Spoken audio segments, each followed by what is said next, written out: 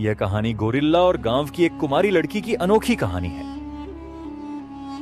Gorilla ने किस तरह से लड़की की आने वाली हर शादी को रोकता है और गोरिल्ला ने लड़की को अपने जाल में फंसाकर गर्भवती करके को जंगल में छोड़ देते हैं। कहानी बहुत ही मजेदार होने वाला है। कहानी को पूरा सुनिएगा, मजा आएगा।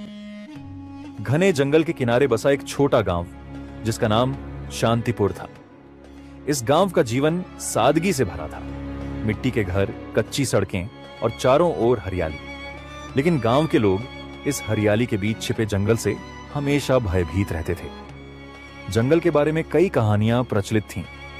कुछ कहते कि वहां भूत प्रेत रहते हैं, तो कुछ कहते कि जंगली जानवरों ने कई गांव वालों को खा लिया। इन डरावनी कहानियों ने गांव के बच्चों से लेकर बुजुर्गों तक सबके मन में डर भर दिया था। गांव का प्रमुख, जिसे सब पंचू काका कहते थे, इन कहानियों को और बढ़ा चढ़ाकर सुनाता। वह गांव वालों को जंगल में जाने से रोकने के लिए कहता, जंगल में गए तो कभी वापस नहीं आओगे, वहां सिर्फ मौत है। लेकिन इस डर के बावजूद एक लड़की थी जो जंगल के बारे में हमेशा उत्सुक रहती थी। उसका नाम राधा था। 18 साल की राधा गांव की बाकी लड़कियों से अलग थी। जहां बाकी लड़कियां घर के कामों में लगी रहती, राधा घंटों जंगल की ओर देखती रहती। राधा को बचपन से ही सवाल पूछने की आदत थी। उसकी मां अक्सर कहती, राधा, ज्यादा सवाल मत पूछा कर, लड़कियों को ज्यादा सोचने की जरूरत नहीं होती। लेकिन राधा मानने वालों में से नहीं थी। वह जानना चाहती थी कि जंगल में ऐसा क्या है जो सभी उससे डरते हैं। गांव में राधा को लोग अजीब नजरों से देखते थे। वे उसे जिद्दी और अजीब कहते थे। लेकिन राधा को किसी की परवाह नहीं थी। उसकी सबसे बड़ी इच्छा थी जंगल में जाकर वहां के रहस्यों को जानना। राधा को जंगल की ओर हमेशा खिंचाव महसूस होता। सुबह जब सूरज की पहली किरणें जंगल पर पड़ती तो वह उसे घंटों निहारती। रात में जब जंगल से अजीब अजीब आवाजें आती तो राधा खिड़की से बाहर देखती और सोचती, क्या ये आवाजें जानवरों की हैं या कुछ और। वह अक्सर अपनी सबसे अच्छी दोस्त मीना से कहती, तू देखना, एक दिन मैं उस जंगल में जाऊंगी। मीना डरकर कहती, पागल मत बन राधा, पंचू काका ने कहा है कि वहां भूत रहते हैं। राधा मुस्कुराती और जवाब देती, भूत वूत कुछ नहीं होते, ये सब डराने के लिए कहानियां हैं। एक दिन गांव में सभा हुई। पंचू काका ने घोषणा की, हमारे गांव की शांति तभी बनी रह सकती है जब हम जंगल से दूर रहें। किसी को भी वहां जाने की इजाजत नहीं है। राधा ने साहस जुटाकर कहा, लेकिन हमें यह कैसे पता चलेगा कि जंगल सच में खतरनाक है या नहीं जब तक हम वहां नहीं जाते। गांव वाले हैरानी से उसकी तरफ देखने लगे। एक बुजुर्ग ने कहा, लड़की, ये बड़े बुजुर्गों की बात है, हमें चुनौती मत दो। राधा चुप हो गई, लेकिन उसने तय कर लिया था कि वह जंगल में जरूर जाएगी। पिछली रात राधा ने अपने घर की खिड़की से जंगल की ओर देखा। चांदनी रात थी और जंगल के पेड़ों की परछाइयां रहस्यमयी लग रही थी। राधा ने तय कर लिया कि अब और इंतजार नहीं। वह अगली सुबह जंगल जाएगी। सुबह जल्दी उठकर उसने अपनी छोटी सी टोकरी में रोटी, पानी और कुछ जड़ी बूटियां रखी। उसकी मां ने पूछा, इतनी सुबह कहां जा रही है?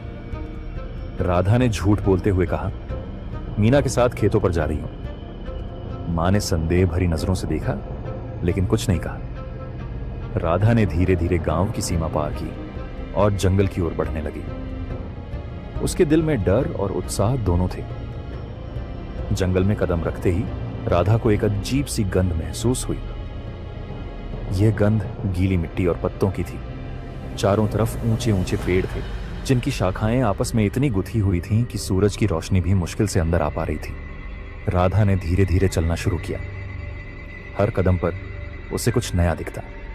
कहीं कोई रंगीन पक्षी गा रहा था तो कहीं झाड़ियों में कुछ सरसराहट हो रही थी। कितना सुंदर है यह जंगल, उसने मन ही मन कहा। लेकिन जैसे जैसे वह आगे बढ़ती गई, जंगल और घना होता गया।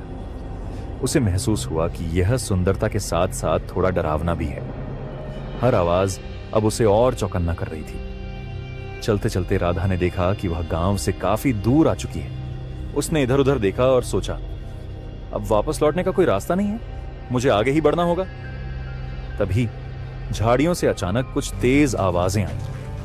राधा रुक गई। उसका दिल जोर से धड़कने लगा। शायद कोई जानवर है, उसने सोचा। वह डर के बावजूद झाड़ियों की ओर बढ़ी। पीछे उसने एक छोटे से हिरण को देखा जो भागने की कोशिश कर रहा था। हिरण को देखकर उसकी जान में जान आई। मैं पागल हो रही हूं, हर चीज को खतरनाक समझ रही हूं, उसने खुद को समझाया। जंगल में कुछ और घंटों तक घूमने के बाद राधा को थकान महसूस होने लगी। उसने एक पेड़ के नीचे बैठकर अपनी टोकरी से रोटी निकाली और खाने लगी। तभी उसे फिर से झाड़ियों में हलचल सुनाई दी, लेकिन इस बार आवाज तेज और भारी थी। यह किसी छोटे जानवर की नहीं लग रही थी। राधा ने झाड़ियों की ओर ध्यान से देखा। उसने देखा कि एक बड़ा गोरिल्ला बाहर निकल रहा था। वह गोरिल्ला करीब 6 फीट लंबा था।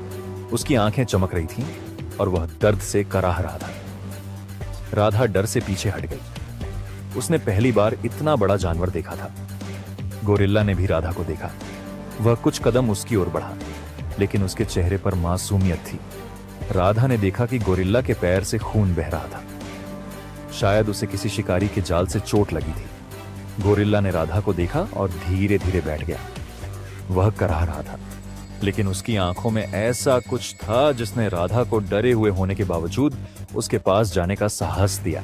राधा ने अपनी टोकरी में रखी जड़ी बूटियों को निकाला और सोचा, शायद मैं इसकी मदद कर सकती हूं। गोरिल्ला ने गुर्राते हुए उसकी तरफ देखा, लेकिन फिर चुप हो गया। उसने राधा को रोकने की कोशिश नहीं की। राधा ने उसके पैर की चोट को साफ किया और जड़ी बूटियों से पट्टी बांध दी। यह काम करते वक्त उसके हाथ कांप रहे थे, लेकिन गोरिल्ला ने उसे चोट नहीं पहुंचाई। राधा ने गोरिल्ला को अपनी बची हुई रोटी दी। गोरिल्ला ने पहले उसे सूंघा, फिर खा लिया। राधा को यह देखकर खुशी हुई कि वह उसे अपना दुश्मन नहीं समझ रहा। तुम सच में डरावने नहीं हो, लोग तुम्हारे बारे में गलत सोचते हैं, राधा ने कहा, मानो गोरिल्ला उसे समझ सकता हो। गोरिल्ला ने उसकी तरफ देखा और धीरे धीरे उसके करीब आ गया। राधा को पहली बार महसूस हुआ कि जंगल का यह विशाल जानवर कितना मासूम और सरल है। गोरिल्ला के साथ कुछ समय बिताने के बाद राधा को एहसास हुआ कि सूरज डूबने वाला है।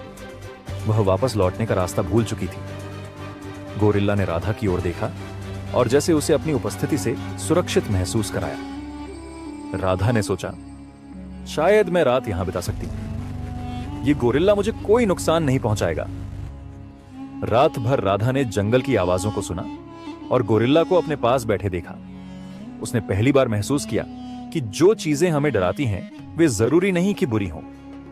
जंगल की पहली रात बिताने के बाद राधा ने सुबह की ठंडी हवा महसूस की। सूरज की हल्की किरणें पेड़ों के बीच से छनकर आ रही थीं। राधा ने देखा कि गोरिल्ला अभी भी पास ही बैठा हुआ था, मानो उसकी सुरक्षा कर रहा हो। तुम सच में मुझे नुकसान नहीं पहुंचाओगे, है ना? राधा ने मुस्कुराते हुए कहा। गोरिल्ला ने उसकी तरफ देखा, फिर पास के पेड़ से एक फल तोड़कर उसकी ओर बढ़ा दिया। यह उसका पहली बार राधा को कुछ देने का इशारा था। राधा ने फल लिया और खाया। शायद हम दोस्त बन सकते हैं, राधा ने कहा। राधा ने गोरिल्ला को ध्यान से देखा।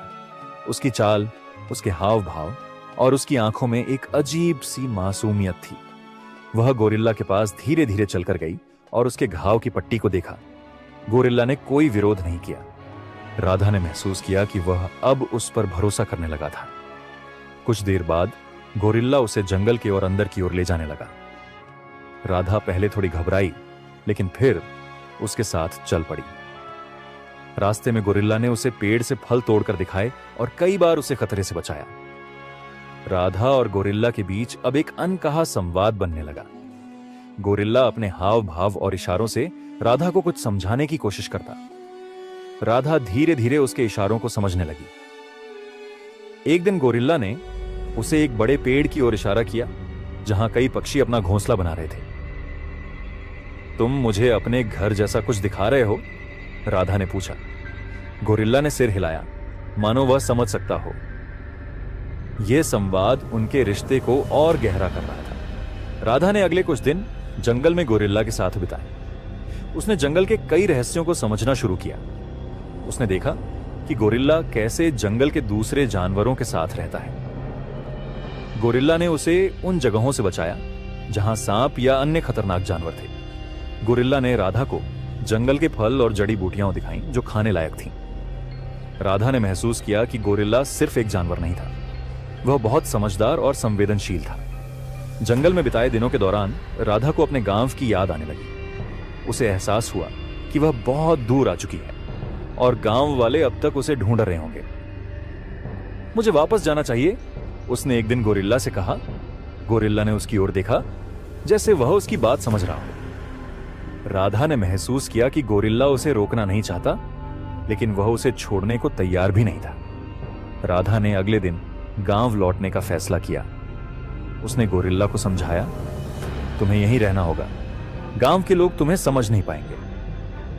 लेकिन जब वह जंगल से बाहर की ओर चलने लगी तो गोरिल्ला ने उसका पीछा किया। राधा ने गांव की सीमा के पास पहुंचकर गोरिल्ला को रोकने की कोशिश की।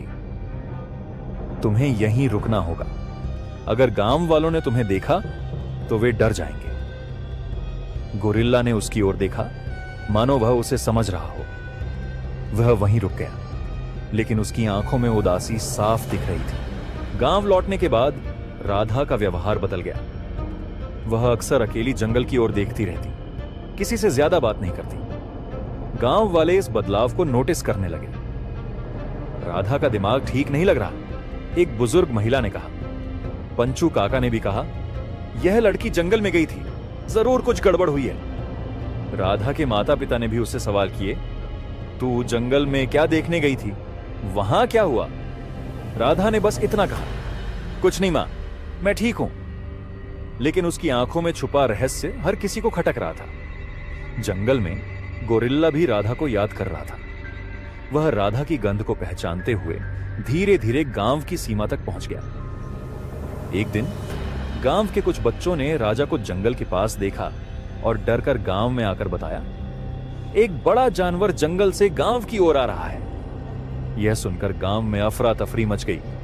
पंचू काका ने तुरंत घोषणा की, यह कोई साधारण जानवर नहीं है, यह जंगल की बला है जो हमारे गांव को नुकसान पहुंचाने आई है। हमें इसे खत्म करना होगा। राधा ने जब गांव वालों की बातें सुनी तो वह डर गई। वह समझ गई कि गांव वाले राजा को मारने की योजना बना रहे हैं। उसने अपने माता पिता से कहा, उन्हें रोकिए, वह जानवर किसी को नुकसान नहीं पहुंचाएगा। मां ने गुस्से में कहा, तू चुप रह, ये बड़े लोगों का काम है, तुझे कुछ नहीं पता। राधा ने अपने दोस्त मीना से मदद मांगी। मीना, मुझे जंगल जाना होगा, मुझे उसे बचाना है। मीना ने डरते हुए कहा, तू पागल है राधा, अगर गांव वालों को पता चला कि तू उसकी तरफ है तो वे तुझे भी नहीं छोड़ेंगे। लेकिन राधा ने बिना किसी की परवाह किए जंगल की ओर दौड़ लगा दी। जंगल के पास राधा ने गोरिल्ला को ढूंढ लिया। गोरिल्ला ने उसे देखते ही खुशी से गुर्राया और उसकी ओर बढ़ा।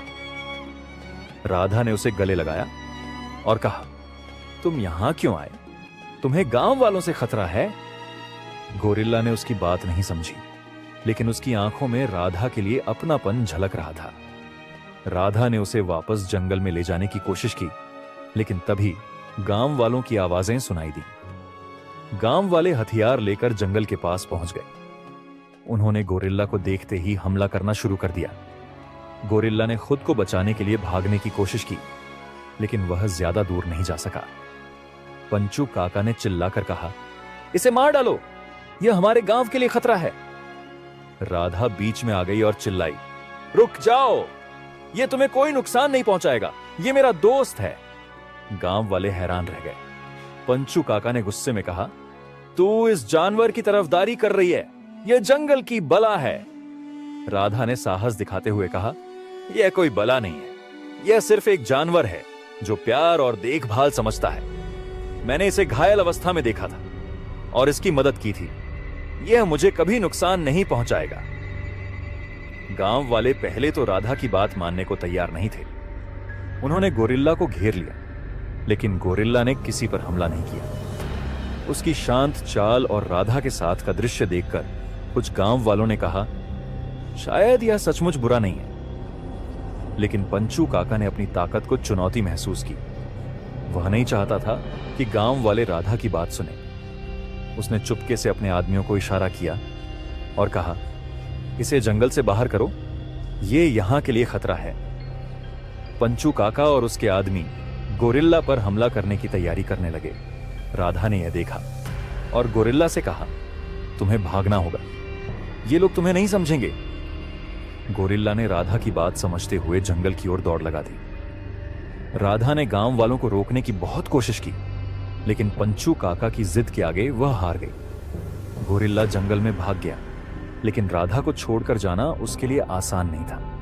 राधा ने दूर से उसे जाते हुए देखा और उसकी आंखों से आंसू बहने लगे। उसने मन ही मन सोचा, मैं तुम्हें फिर से देखूंगी, ये वादा है।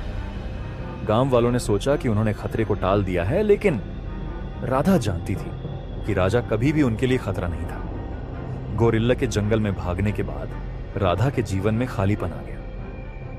वह हर दिन जंगल की ओर देखती, उम्मीद करती कि शायद राजा फिर से लौट आए। उसने अपने माता पिता से बात करनी कम कर दी और गांव वालों से दूरी बना ली। उसकी आंखों में हमेशा उदासी झलकती थी। एक दिन मीना ने उससे कहा, राधा, तू ऐसे क्यों रह रही है? वह सिर्फ एक जानवर था, उसे भूल जा। राधा ने धीमे स्वर में कहा, वह सिर्फ जानवर नहीं था, वह मेरा सब कुछ था। उसने मुझे समझा जब किसी ने नहीं समझा। वह गोरिल्ला के साथ मेरा सब कुछ हो गया, उसका बच्चा अब मेरी पेट में है। दोस्तों, आगे का कहानी भाग 2 में देखिएगा।